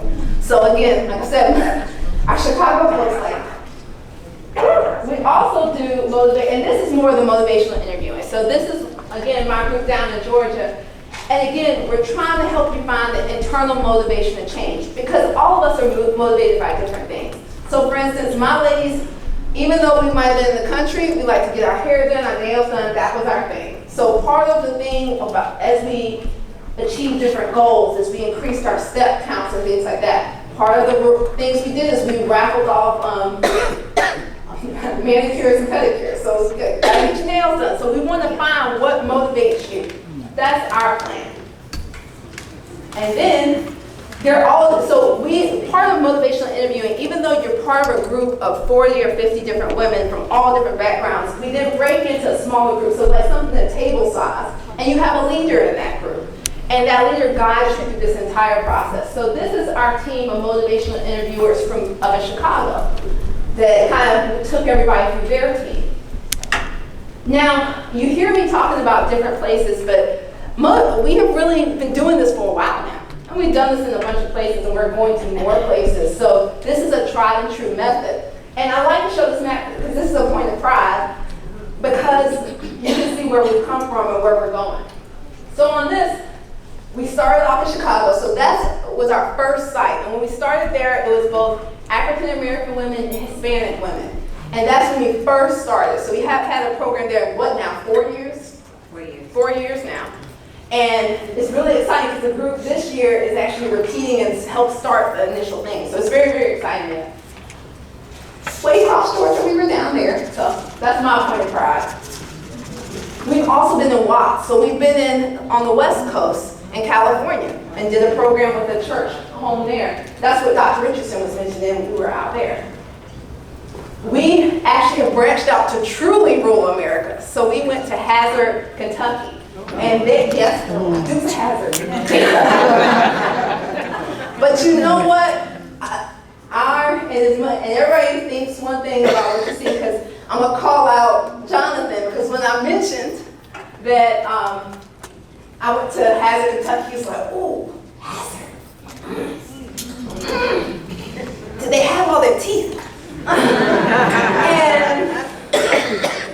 But just like we have our own, and I have to admit, when I told my family I was going to Hazard, Kentucky, they're like, baby, do they know that you're black? And I said, yes, Mama, they do. It's okay. But those people have the same, just like they have stereotypes of us, we have stereotypes of them. And you want to talk about some of the most welcoming people I have ever been around in my life. Those are good people up there. And we think we're going through some problems. Those poor women are going through some things. And when people, there is really, really, truly more that unites us than divides us. And being exposed to women that are going through some of the same struggles. Hazard, Kentucky is 98% white. They are being devastated by the opioid crisis. So the stuff, the heroin, the stuff, crack cocaine crisis, everything that our communities have dealt with, they are seeing it firsthand now. And the more that the world can divide us and make us see that we are not the same, that's where trauma and challenges come from. When we can see the ways we can unite one another, how we have things in common, that's how we can grow. So I'm really excited because I had a chance to work with those young ladies, and they are doing big things. So I'm really proud of my sisters in Hazard. Who would have thought it? Who would have thought it? We're also starting a program in St. Louis, so that just got off the ground last week, next week. Next week. Next week. Also too, up in Ohio, y'all, I got you guys up here. Y'all say y'all, you guys up here. And then we're going back down to the West Coast to San Diego with the Croc Center. So I like to show this because you truly are a part of something bigger than yourselves. And this is how we institute large-scale change on a much more powerful level. Okay? So we want to change and make your own individual lives better, but the whole point of being a better individual, a better person, is to make yourself better, and to make your family better, and to make your community better, and to build upon that. I think sometimes we lose that it's bigger than us. It's truly, truly bigger than us. So, when you complete it, we have, these are just some of the folks that finished our 18-week program, and they're pretty excited. This is all from Chicago. So they're from goodness, and it really, you bond with everybody. So they finished it up, and then this is another little testimonial. This is from Chicago. This is a young lady that just completed our program. So let me see if I can make that go. Maybe, just kidding. A while ago, that it's like being part of a sorority. And I really and truly appreciate each and every person here. The team leaders have been phenomenal. All of the ladies have been wonderful. When I tell you that I've learned to work, and it just cracks me up when I'm washing dishes, and I just suddenly just start moving left and right, left and right. So thank you for encouraging me to move. Okay, and then, yeah. And of course, I have to shout out my folks from Georgia. So this is my group of ladies. They were all a part of my program. So 37 ladies, and yeah. And we're a colorful group. So my young ladies are going to tell you a little bit about their experience. And I am in the group Keep It Moving. The name of our group is go getter. And guess what? This class has just taught me so much. I met the most beautiful, wonderful person. We are connected in this class. Our group is just awesome. Gave me more self-esteem, just made me hold my chest up high in this class. You know when you feel like you just are not comfortable. To help my pain, for me to start moving, so I start living. I wasn't moving as much as I am now. I came in with severe pain in my knees, feet pain, and I'm leaving with less pain. I'm able to walk.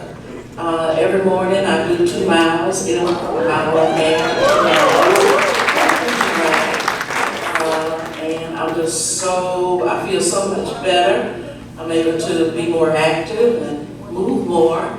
I still work, and I just feel much, much better. I'm so glad I came. I weighed this morning. I have not lost any weight, but I'm just happy that I know that I feel better. I'm moving more. My clothes are sagging on me. So I know I'm losing into or something. So I'm just thankful to Dr. Hub, also lady, Dr. Hub, Monica, Ms. Nelson, all the ladies that came and talked to us about health issues. Just learned so much. I just feel like a family. Thank God for Dr. Hub. All of y'all have been such inspiration to me. I wanted to quit because I'm stiff. I never had any real love. And I didn't feel comfortable doing the dance, the moving. I knew church songs, but I don't know those songs, you know. But anyway, it was all good, and I got comfortable, and I was glad they didn't lose me. They put me in the right group, and I just thank God for everything. Secretary. Here we go. Okay, my name is Tracy Harris, and I want to thank Dr. Huff and her staff for coming to our church home and tell us about this research program that they was trying to get together, and I can truly say it was very successful. Yes. I always walked, by myself. I exercise, whatever, but I knew it was coming for your knee. I do have a problem with my knees and stuff like that, but anyway, because I was short, I really, truly enjoyed it. It uplifted my spirits a whole lot. I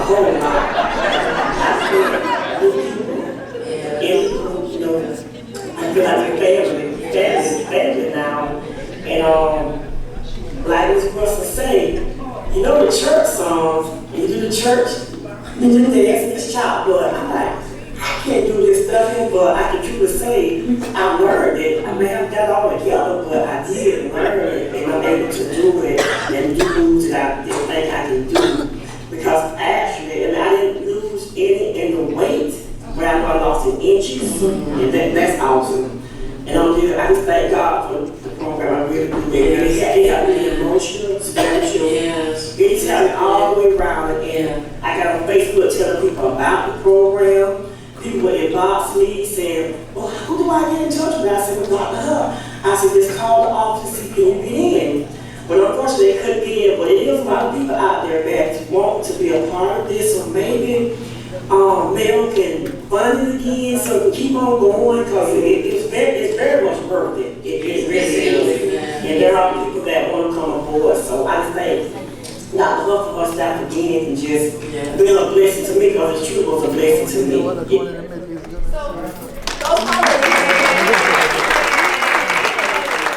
Now, 2 quick things. One is the way we did it and the way we had it funded in the early time was actually through a grant, so that's what they kept referring back to. But this little young lady back home, the one that was turned all the way up. Now, this is my buddy, because initially when we start the program, we like to meet with you and kind of talk to you, and you get a lot of what we call intake stuff. So we like to talk to you and kind of let you know what you're getting into. You get a Fitbit, you get a lot of other stuff there.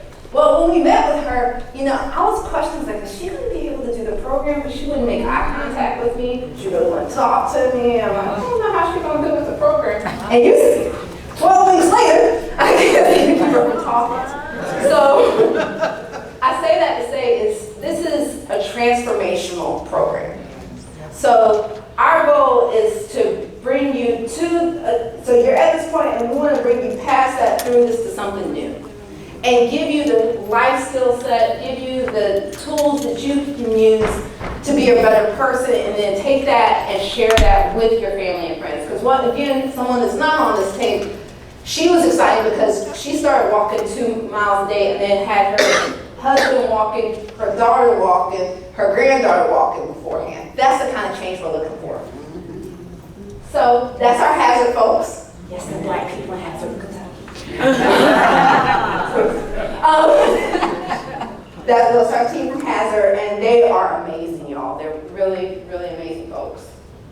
And it's heavy lifting, but we can take charge of our health, you know? It's hard, but we can do it. So, that's all I got for you guys. Thank you so much.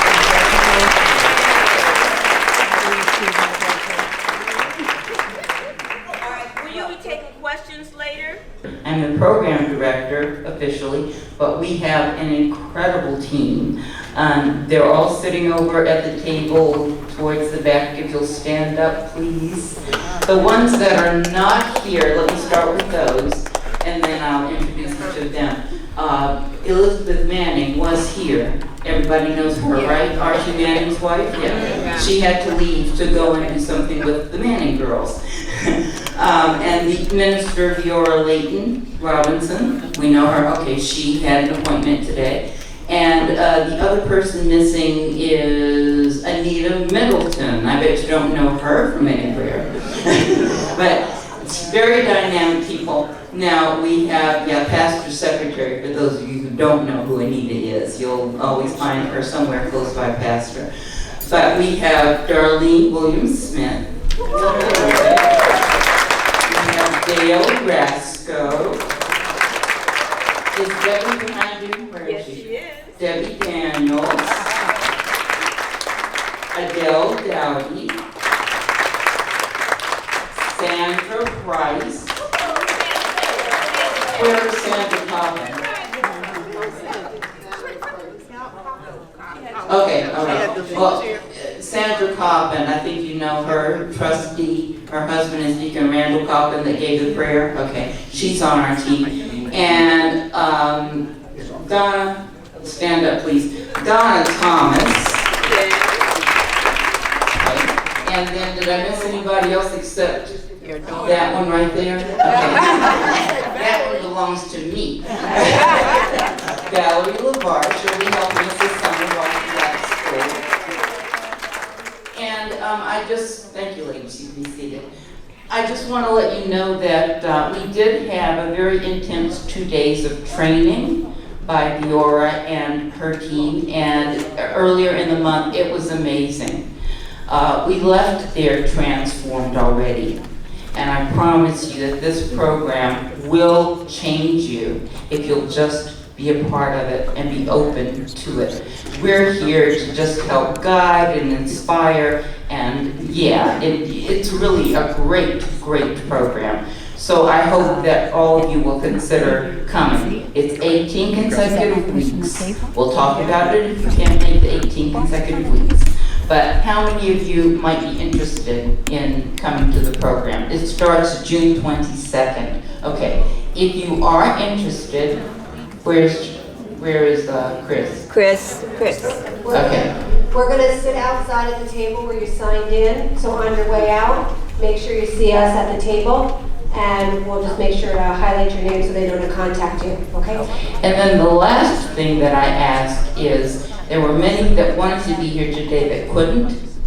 If you could share what we're doing with friends and relatives and neighbors that you know, just let them know, because they might be interested. And you did not have to be here today to start the program on June 22nd. It'll be from 9 to 12 every Saturday, starting June 22nd. We provide a light breakfast, and the rest is going to be just dynamic.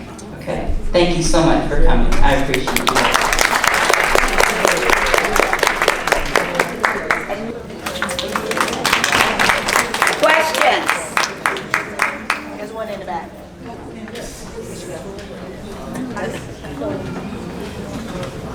I probably don't need a mic, but I'll use it anyway. I really appreciated what the doctor said about how years and years ago with the Black Panther movement and Black Power movement, there was a lot of hunger and the community was not getting breakfast and the students weren't doing well in school. And as a result of that, a lot of the people that were politically inclined, including the Black Panther Party, started the free breakfast program. And that free breakfast program was not just something that happened in Oakland or in San Francisco or in Berkeley or in New York. It was nationwide. And the thing we have to remember is that it shamed the government so badly that they had to take that and institute it in the public school system.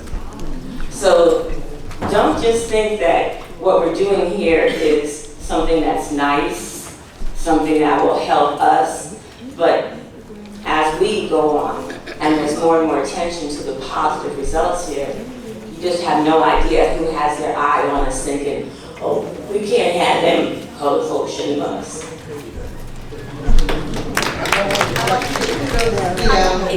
The team that presented today as a pharmaceutical rep in the Bears. I see a lot what you're saying about the population of Mount Vernon in Manhattan, just night and day. But Doc Huff, can you please do that exercise that you showed us, because too many people were standing. Oh, okay. And I'm a woman of a certain age with that thing called arthritis attack. Yeah, definitely. You don't have to be a woman of a certain age to do it, okay? They're just simple things we can do on our own. So basically what we're doing is working the 4 muscles that make up your quadricep muscles and your front thigh muscles, and we're working on your hips with this. So the first one was just sitting in a chair and extending your leg out. So if you're sitting like here, you're just extending your leg out. So I'm gonna do it standing up so you can see. But basically what you're doing is sitting on your couch, sitting in the chair, and basically extending your knee out. Yeah. So you're doing that about 10 times, and when you do it, I tell folks to put your hand kind of on your thigh, and you can feel it tighten up. So that's how you know you're doing it right. So yeah, you can be fancy and do it standing up. You can sit down. There's nothing wrong with sitting down and doing it. The other one that I was mentioning, and the other 2 that I was mentioning was I'm a big fan of balance, because balance and core is really important to make sure you do not fall. You do not want to fall and break anything. That is a whole nother conversation. But balance is super important. So while you're working on getting these thigh muscles stronger and things to help your balance and your core stronger, make sure you're holding on to something while you're doing it. But the second one is bringing your leg out. So you're standing midline, got your chair, if you can balance your fancy like that without it, but bringing your leg out. Now, what you'll feel again is you'll feel your thigh, your abductor muscles out here tighten up. Your butt muscles will also kind of tighten up with that, okay? The third one is the same thing, but bringing your leg past midline. And that's one a lot of people don't work on, because it tightens up this muscle here, and that muscle is very, very important to keep your kneecap from popping back and forth. So those are your 3 muscles. That's your 3 project exercises. You're welcome. Question back here.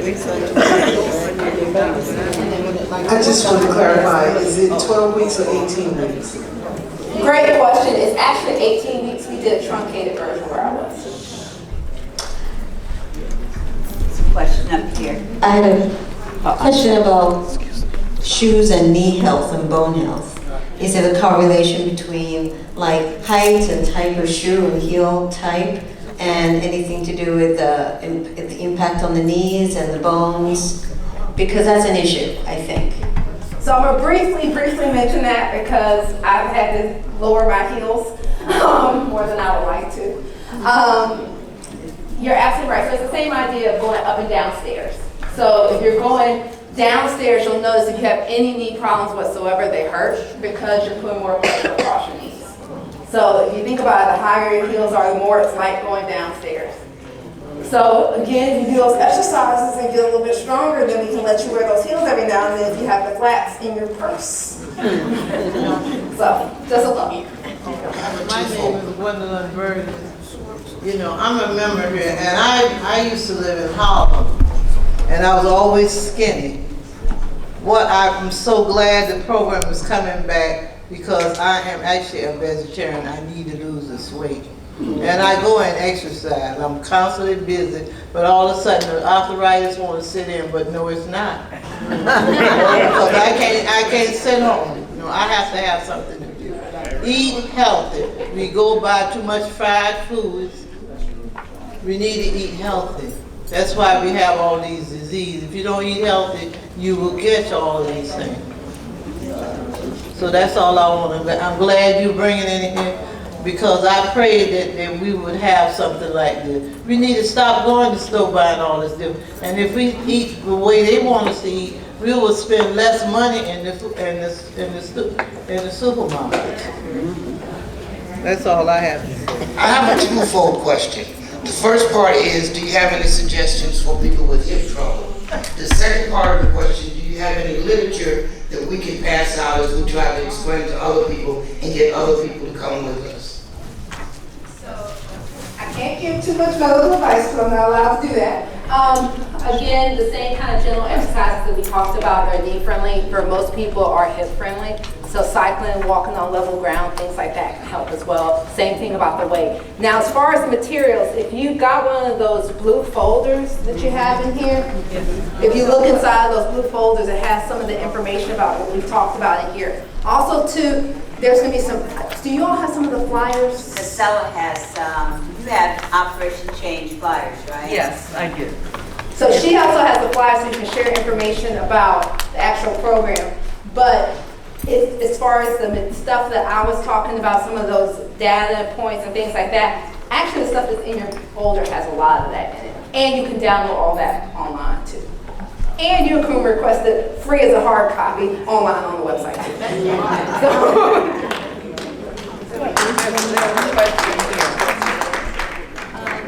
May, if you have a question. Sorry. I did have one question. I have a mic. I'm okay. It has to do with the financing of the program. I heard you mention that there were grants and studies, or some of the people in the were talking about that. I wanted to know how do you get your financing now? And of course, I want to know, is there a registration fee associated with the 18-week program? I can answer that. My company actually underwrites the program and there is no registration fee. So the only thing that we require of you is to be committed and want to be a part of this change. So there's no fees or money involved. You guys are super lucky.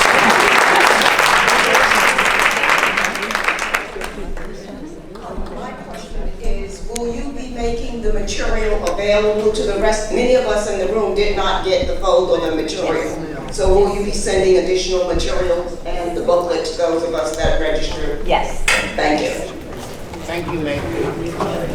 I just want to say, I think this is fantastic, fantastic.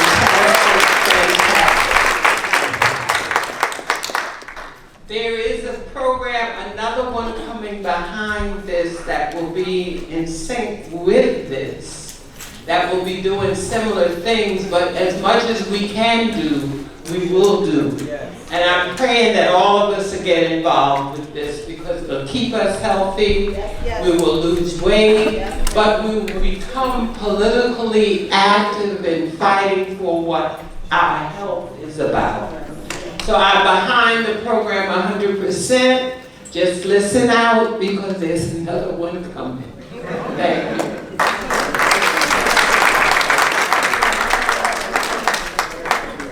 So one quick thing before, I know we have a ton of other questions. Yeah, it's coming up. Just something that we didn't mention, and what most of the programs have is we do have an age kind of capture. So. And the reason why we say it, because everybody looks at me like that. So 45 is the youngest, and then 70 is kind of our cut, more or less. What?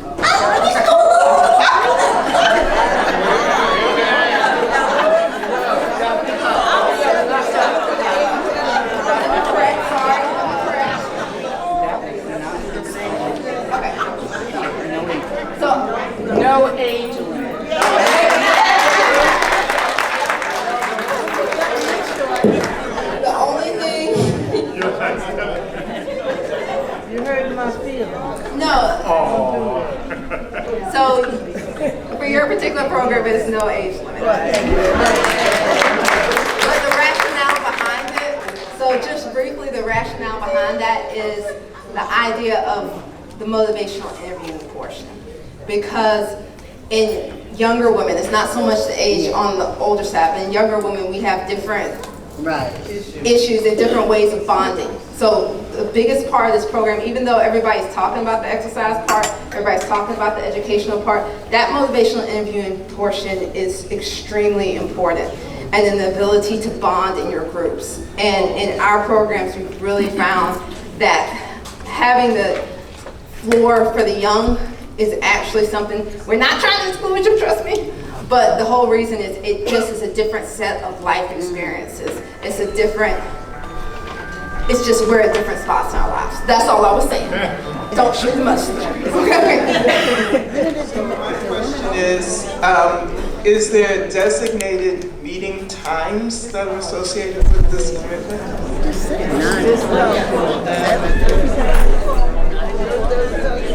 Every Saturday, starting June 22nd from 9 a.m. to 12 p.m. And as everybody knows, that pastor likes for us to start on time and end on time. So it will be 9 to 12. A light breakfast will serve, and then I'll have you out of here at 12 o'clock every Saturday, okay? I have a question. I'm from Jacksonville, Florida. I'd just like to know if you're going to start some programs down in that area. That's something we have to talk about later. Well, I'm going to answer that question. You know, and I don't, once again, mean to insult anybody, but, you know, we have tried to do faith-based programs before. It hasn't worked. And I just had this conversation with Reverend Richardson, so he's going to try to do some other things.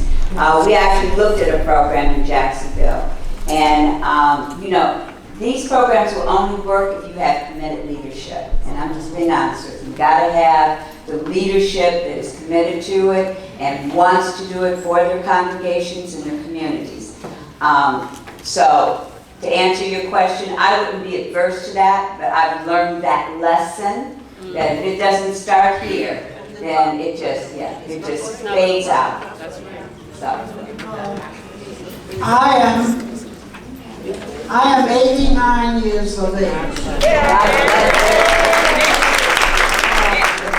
have had the knee replacement. I have gone back with 60 cc's of fluid on that knee. Had it removed. Been into therapy. Every night I take a walk. Every night after I eat. But I do find sometime with that knee, I get a little pain. Is there a reason for that?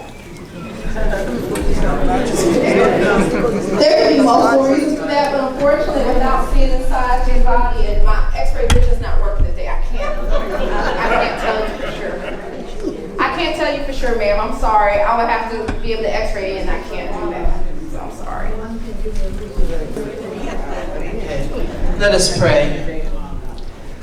Loving and gracious God our Father, we just want to say thank you, Lord, for this day. We thank you for this wonderful fellowship. We thank you for this opportunity to be better, to start the road to becoming better, both physically and spiritually, so that we can be who you would have us to be, who you created us to be.